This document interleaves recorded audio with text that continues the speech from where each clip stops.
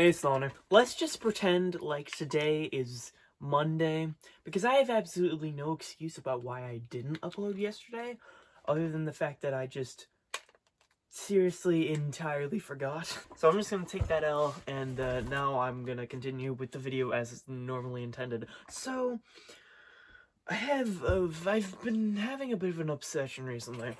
I love A Gentleman's Guide to Love and Murder. I love it a lot. And I think I should preface this entire discussion by saying that I don't normally like stage musicals. Well, let me put an asterisk on that. Like, I like a lot of movie musicals. Most of the time I find them to be pretty enjoyable. And I like a handful of stage musicals, like, Something Rotten is pretty good, and Come From Away is pretty good, and Hamilton is pretty good, and some other ones I'm probably not thinking of. I'm not a snob, is what I'm saying. I mean, I used to be. I used to be somebody that was like, oh, musicals? I could never. I've changed, I've mellowed out, and I can now appreciate musicals a lot more. But I normally don't really love them, except for Gentleman's Guide. Gentleman's Guide has an entirely different thing to it. A few things to note about Gentleman's Guide. It is an musical version of a movie, which is an adaptation of a book.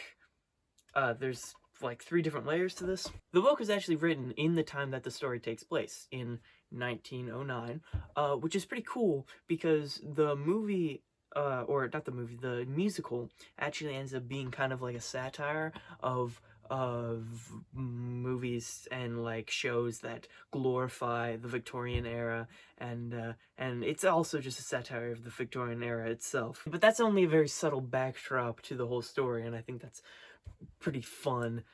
Now, I haven't seen an actual live production of Gentleman's Guide, but I did watch an entire 2-hour bootleg, and I'm not proud of that fact, but seeing how the fact that I will probably not be able to see a live version for a long time, and there's also no official version, might as well watch a bootleg. But since I love the musical so much, I wanted to watch the movie as well, so when I looked to go see the movie, I found that it was available, like, nowhere. Like, I couldn't even pirate it. It was, like, I couldn't find any version online. So I had to buy a DVD. And then I found out that there was a Criterion edition. And if you've watched this channel, you know I'm a big Criterion buff. So I checked to see if I could buy that version, and I found that it was $150 for the Criterion copy. What? So at this point, I'm just determined to see this movie, right? So I'm just checking as many websites as I possibly can, and finally, after like days of searching, I find on eBay, which is the home of everybody who is cheap, I find on eBay this listing for $30, which is still not great for a Criterion, but I figured, whatever, I just really want to see this movie, so it's shipping, and I'll be able to finally watch the film version in like a few weeks. Anyway, let's talk more about Gentleman's Guide. I think another thing I really love about this musical is that all of the characters are kind of stupid. Even ones that are like deliberately meant to seem smart are kind of intentionally dumb, and I just think that's really, really fun. This is a section of the satire I was talking about where a lot of stories that take place in Victorian England either like to make the ruling class, I guess, seem either very stupid or very cool. And in this musical, no matter if you're in the working class or the ruling class, everybody is equally dumb.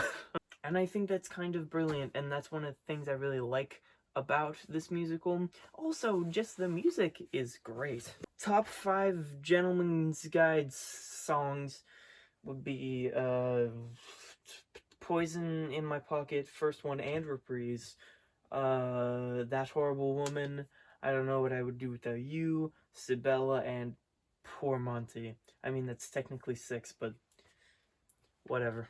Most of the music is very good, to be clear. Those are just my personal favorites. And just all the characters, despite you know, what I said about them all being stupid. They're fun and they're like very bombastic and flamboyant, and it's just very entertaining to watch. Also, like the live version, the staging and stuff was really cool and interesting. Like the staging for "I've Decided to Marry You," that was just one of the best parts of the entire show. And also for That Horrible Woman, I mean, come on.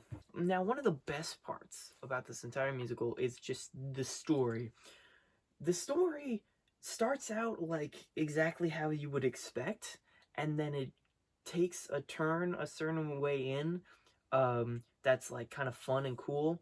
And then there's a point near the end where it takes another turn that I was completely not expecting, and that was just super cool. I'm not going to spoil it for people who haven't seen it, but if people have seen it, probably know what I'm talking about. It's the way that this musical, the story of the musical is actually constructed is kind of genius, and I'm jealous. Anyway, this is a lot of disconnected thoughts. Sorry that this video is late. I just wanted to talk about this musical. I'll leave a link to the bootleg in the description, I guess. It's a necessary evil. Or just listen to it on Spotify or Apple Music or whatever. I mean, you won't really understand the story, but the music is there. Anyway, that's all I have to say. Okay, goodbye.